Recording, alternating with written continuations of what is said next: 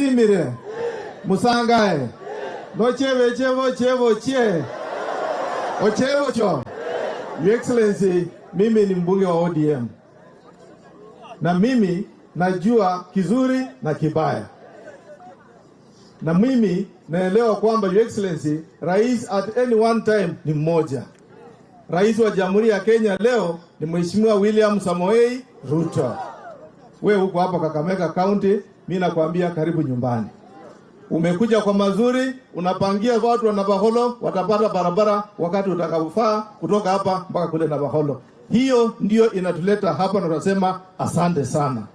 Mwisho, Your Excellency, niliuliza watu wa Nabaholo tutembee namna gani?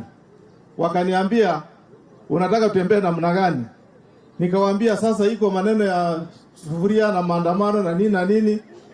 Wakaniambia Your Excellency, kitu kimoja, tutakusaidia kuandamana, lakini nataka utupange bibi na bwana tuandamane kwenda shambani.